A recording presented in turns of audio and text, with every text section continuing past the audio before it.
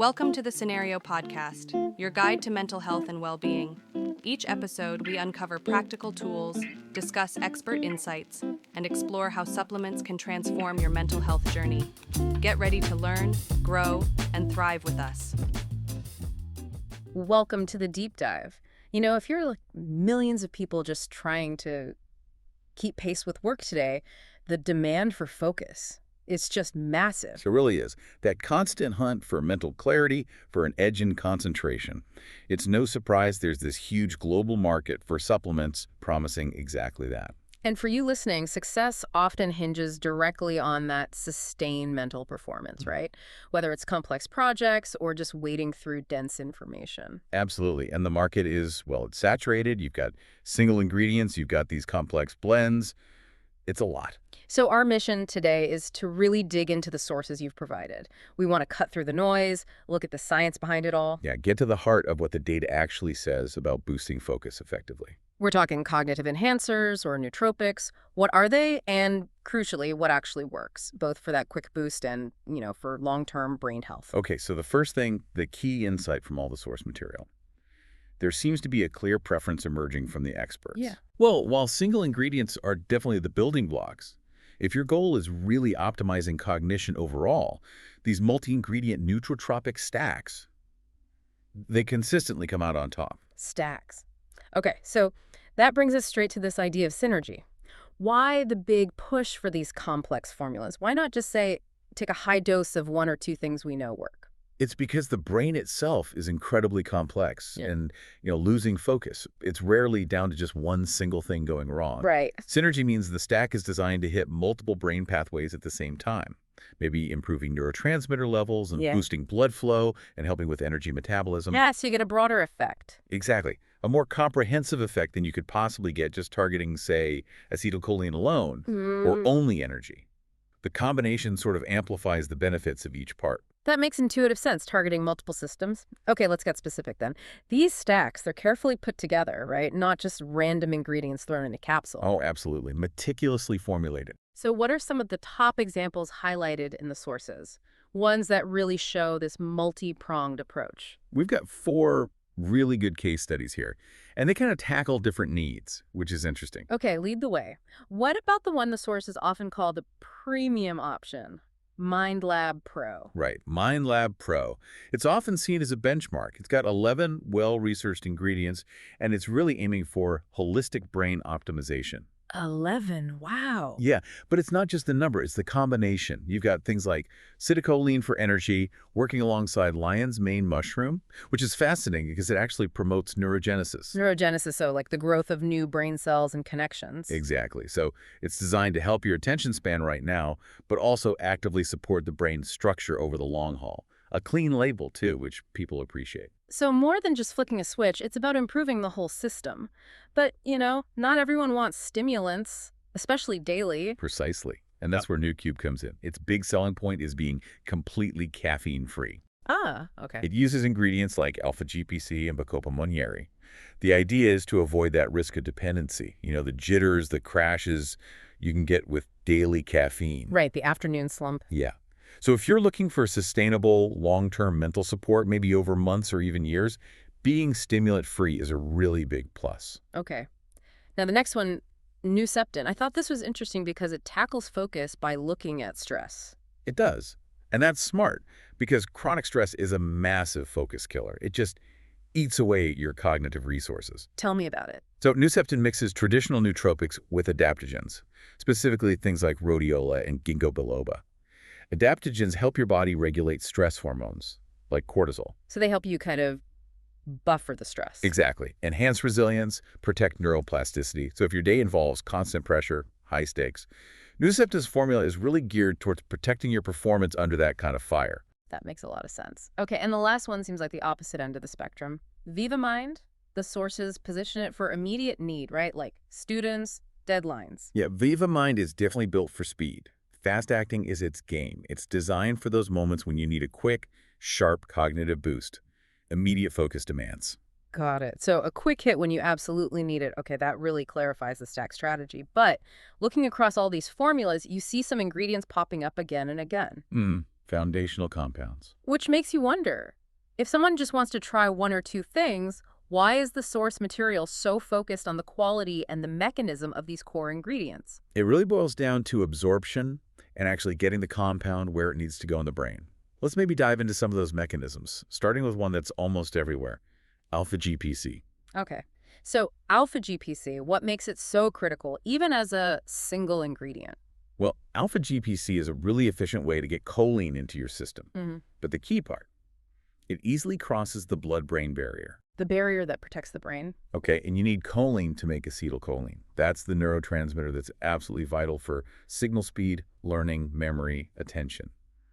Basically, making things happen quickly in the brain. So if the raw material can't get past the barrier efficiently? Then the whole process slows down, which is why the sources really hammer home the importance of quality, verified sources. They mention product like Momentous as an example. Quality really impacts effectiveness here. Okay, so alpha-GPC provides the key building block and gets it across the border. What about acetylcholine, sometimes called cognizin? Is it similar? It's similar, but it's often called a dual action agent. Yes, like alpha-GPC, it boosts acetylcholine. But it does something else really important. Which is? It provides building blocks for phosphatidylcholine. That's a key component of neuron cell membranes. Basically helps repair and maintain the brain cells themselves. Oh, I see. So acetylcholine isn't just boosting the signal, it's also helping maintain the actual infrastructure and improving brain energy metabolism. It hits two critical pathways for memory and attention. Infrastructure and signaling. Cool. Okay, moving on. For cognitive endurance, that long game, we keep hearing about Bacopa Manieri, the marathon runner, they call it. Yeah, that's a good way to put it. What's its specific job and why the patient's required? Bacopa seems to work by enhancing synaptic function. It helps brain cells communicate better, makes connections more robust, encourages dendritic growth. So it's making structural improvements. Exactly. And because it's facilitating these adaptive structural changes, it's definitely not a quick fix. Yeah. The clinical data is pretty consistent. You see significant, lasting improvements in long-term memory and learning, but usually only after like 4 to 12 weeks of taking it regularly. Weeks, okay. So definitely not for cramming the night before an exam. Definitely not. But if you're playing the long game, looking for foundational cognitive enhancement, it's considered really crucial. That's a really important distinction, that time factor. Marketing often glosses over that. Okay, what about l-tyrosine? You mentioned it helps under stress. How does stress actually hurt focus, and how does tyrosine help? Okay, so when you're under acute stress, big deadline, intense studying, your brain ramps up demand for certain neurotransmitters called catecholamines. Dopamine? No, epinephrine. The fight or flight chemicals. Well, they're crucial for executive functions, working memory, staying vigilant. Intense cognitive load basically drains your reserves of these chemicals really fast. Okay. L-tyrosine is the direct precursor, the raw material, needed to make more dopamine and norepinephrine. So by taking l-tyrosine, you're essentially shoring up the supply line. And refueling. Yeah, allowing your brain to maintain high function and focus, even when the pressure's on. That explains why it would be key in something like Vyvamind, the fast-acting one.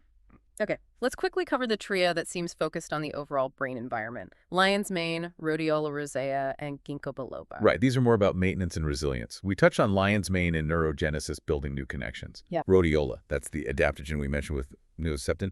It helps normalize your body's stress response, manages cortisol. And ginkgo biloba, its main role is improving cerebral blood flow. Blood flow to the brain. Why is that so critical for just staying focused? Think of it as the brain's delivery and waste disposal system. Better blood flow means more efficient delivery of oxygen and glucose, the fuel the brain needs, especially when working hard. Makes sense. And just as important, it helps clear out metabolic waste products faster. So better circulation means a cleaner, better fueled brain environment. That translates directly to being more alert and less mentally tired. Got it. Delivery in, garbage out. Okay, and finally, the classic combo for a quick boost. Caffeine plus l-theanine. Ah, yes. This is like textbook synergy. Caffeine, we all know, blocks adenosine, makes you feel alert. But it can come with jitters, anxiety. The downside. Right. L-theanine, which is an amino acid often found in tea, kind of smooths that out. It increases alpha brainwaves. Alpha waves, that's associated with calm focus, right? That's exactly. Relaxed awareness. So you get the alertness from the caffeine, but without the typical edgy side effects or the crash later. It's a very popular combo for immediate clean focus. Okay, we've really unpacked how these things work, from stacks down to individual chemicals, but knowing how they work is one thing. Navigating the actual market, that's another challenge. Sure. So, Section 3. Let's talk safety, purity, making smart choices. What should you really be looking for? Number one has to be transparency in basing your choice on actual research. Look for brands that aren't afraid to tell you exactly what's in their product. And ideally, use branded ingredients. Branded ingredients. Like Cognizant, you mentioned. Exactly. Or specific patented extracts. It's usually a sign the company is investing in quality, using compounds that have actually been studied in clinical trials, not just generic, potentially less potent versions. Okay. And thinking about using these things not just for a week, but maybe months, years. Safety becomes the big concern, right? What's the key thing to consider for long-term use? The main thing is stimulants. Caffeine and similar compounds give you that immediate kick, which feels great. Sure does. But over time, you can build tolerance, meaning you need more for the same effect. And there's the risk of dependency, withdrawal. So for daily, long-term cognitive support, the sources really lean towards stimulant-free options, like NooCube. Because they support brain health without creating that reliance. Precisely. It's that trade-off again. Oh. Are you looking for a short sprint or building capacity for the marathon? Right. And then there's the basic quality control issue. We hear about third-party testing. Why is that so important? It seems like an extra expense for the company. It is, but it's vital. Third-party testing, especially from reputable bodies like NSF or Informed Sport, tackles the biggest risk. Is what's on the label actually in the bottle, and is it safe? What does it confirm? Two key things. First, dosage accuracy, you're getting what you paid for. Second, purity, it checks for harmful contaminants, heavy metals, undeclared substances, things that shouldn't be there. So if a brand invests in that, it's a good sign? It's a very good sign of quality and trustworthiness, yes. Okay, so ultimately it sounds like you need to match the formula to what you actually need. We've sort of seen two main categories emerge. Exactly. You have to be clear about your goal. Are you after that quick, sharp boost for a specific task, the cognitive sprint? Then maybe something like Vyvamind. Right. Or are you focused on the long game? Cognitive longevity, resilience, maybe supporting healthy brain aging. Then you'd look more towards comprehensive stacks like MindLab Pro, focused on neurogenesis and overall brain health. Makes sense. Sprint versus marathon. Okay, we've covered a lot, synergy, mechanisms, safety checks. But before we wrap up, there was that critical piece of advice in the FAQs of the sources. Ah, yes. This is non-negotiable, really. Before you mix any focus supplement, doesn't matter how natural or clean it seems, with any prescription medications you're already taking. You absolutely have to talk to your doctor. Absolutely. Consult a healthcare professional. There can be interactions. The supplement might make your medication less effective, or worse, cause unexpected side effects. Always check first. Sound advice. Okay, so we started this deep dive talking about that huge demand for focus. I think the main takeaway is pretty clear. What's that for you? That navigating this whole nootropics world really comes down to trusting the science, demanding transparency from the companies, and knowing yourself, knowing if you need that instant edge or if you're building for the future. Well said. And that actually leads into a final thought for you, the listener, to maybe chew on. Go for it. We've spent time looking at clinical data, what works on average for groups of people. But the reality is, even with the best, most scientifically backed formula, how you respond individually can vary a lot. Because of genetics, metabolism? Right. Exactly. Differences in your specific neurotransmitter setup, how you metabolize compounds. So the research gives you a fantastic map and points you in the right direction. But finding your perfect cognitive fit, that really comes down to careful, measured self-experimentation. Tracking your results, seeing what actually works for you. Precisely. Paying attention not just to the dose, but the subtle shifts in your focus, your energy, your mood day to day.